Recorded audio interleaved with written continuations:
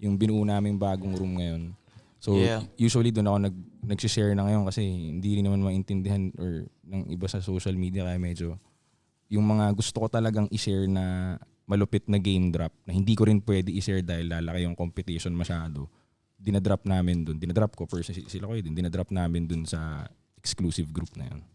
So, yun, halos daily. Halos, hindi everyday, pero halos.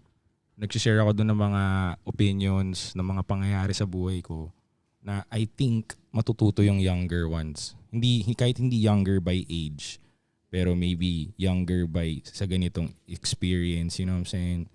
So, yan. Ang maganda din kasi doon, Tol, yung mga nandoon sa loob, medyo kapareho na natin ng mag-isip ba. So, pag nagsabi tayo ng ganun, wala na-filter na, hindi na natin nakikita yung mga bash, yung mga ganun. So napag-uusapan natin ng maayos talaga. Yun ang maganda dun eh. Kasi minsan nakakainis din na magpo-post ka nung maayos, tas alam mo naman yung maayos yung goal mo, tas meron lang talagang medyo hindi nakakaintindi na magsasalita pa ng nakakainis tignan. Mga non-genius. Wait, may nagtanong kasi. Total, pinag-usapan natin yung members, ano tawag doon? Members only chat natin. May nagsabi kasi, bakit napakalaki ng membership nyo at ano ang mayroon doon bukod sa mga nabanggit mo? Bakit daw napakalaki? Tol, come on man. Para sa akin, Tol, 2,500, Tol, hindi malaki talaga para sa akin. I mean, hindi naman dapat malaki para sa iyo yun eh. Siyempre sabihin ng iba, hindi, para sa iba malaki yan. Kwento mo yung sinabi ko sa'yo. Okay din, Tol. Sige. Sige. Okay din, sige, sabihin yung malaki. Okay, malaki yung 2.5. Sige, yun na lang yung pera mong natitira. Saan mo ba iba gagastusin yun? Pag ginastos mo yung 2.5 at may babalik sa yung 5K, gastusin mo. Diba? Kung wala kang ganun, bakit nanghihinayang ka gastusin yung 2.5 mo sa isang samahan? Isipin mo, makakasama mo sa Pilipinas yung mga same mindset as a hustler or businessman o gustong maging influencer, gusto mag-YouTube, crypto. Basically, yung mundo natin ngayon, kung paano gumawa ng pera, ayaw mo bang makasama yung mga ganun? You are who you hang out with. Ngayon, sa panahon ngayon, hindi ka makalabas o whatever. Isipin mo, nasa telepono mo na lang, makaka-hangout mo. Siguro, I'd say, ilang percent dun, millionaires, dog. You know?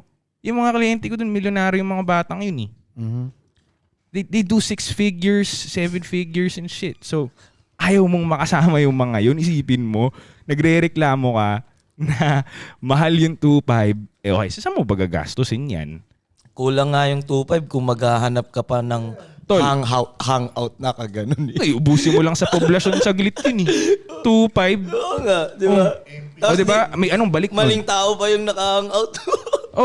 Hindi ko sinasabing matuturuan namin kayo ng shit sa 2.5 mo. Pero, yung presence na lang yung presence ng mga tao na same mindset kayo, pare-pareho yung gustong maging successful sa buhay, ayaw mo pa ba nun? Ayaw pa mo?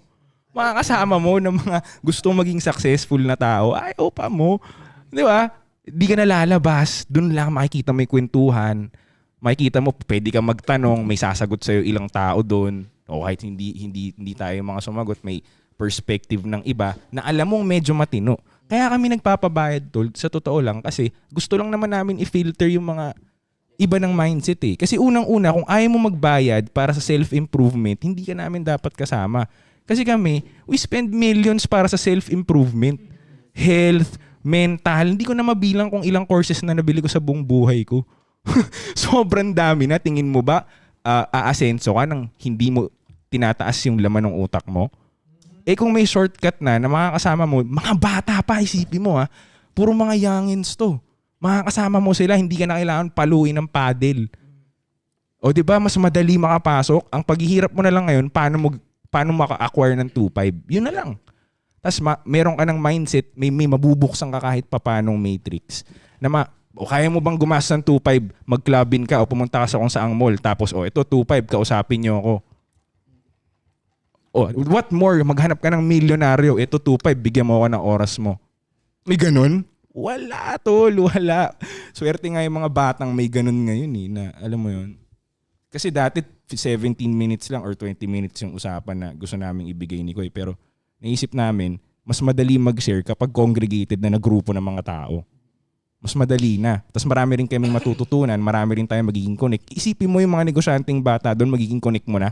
Kailangan mo ng ganito, may ilang 50 plus people na sasagot sa'yo. Yep.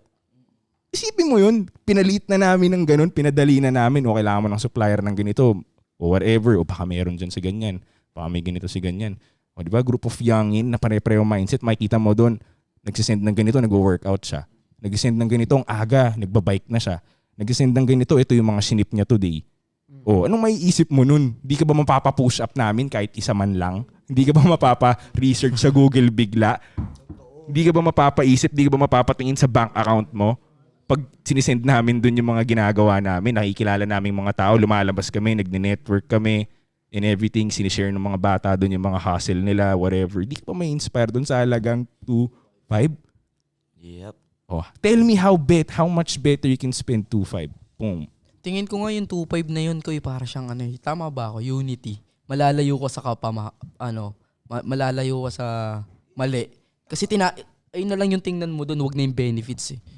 Mapapalapit ka. Yung ano nga lang talaga nun tol, yung spirit no na nakasama mo yung mga taong gano'n, yung energy nun, yung presence nun. Basta yung gano'n, yung kung ano man yun. Yun talaga para sa akin yung kasi, okay, kunyari, sa normal na right, nandun ka sa bahay mo, ang naririnig mo lagi, okay, nagre-reklamo yung papa mo, problema ng mama mo, kapatid mo, mayroong nakipag-break sa tapos yung kaibigan mo, magkwentuhan kayo ng tungkol kay Steph Curry. Tapos, puro yun lang di ba, yun lang na mo. So ngayon, yun din ang mangyayari sa'yo. Wala ka naririnig na na something amazing. Wala ka naririnig na milyones, mga ganito, mga deals na ganito, bam, bam, bam. So yun din, kumbaga nagiging ganun lang din yung yung level, hindi umaangat talaga ba. So, para sa akin nga, tinutola, kaya sumama ka, ikaw nasa mundo ka ng motor. Kunyari ako, wala akong motor. Kayo ang pinili kong tropa. After ilang months, magkakamotor ako eh. Di ba, tol? Imposible. Hindi ko maiiwasan, di ba, tol? Ganun, yun dati rin yung sumama ako actually, nagsimula ako sa mga kotse-kotse. Sumama lang ako sa mga mahilig magkotse. Dati wala talaga akong hilig sa kotse talaga eh. Yun lang nakakasama ko lagi, mga mahilig magkotse. Yun, bigla ako nagka-Lexus. Parang ganun. Nakabili na ako ng ganun ba? Alam mo yun, nahahawa ako sa kanila.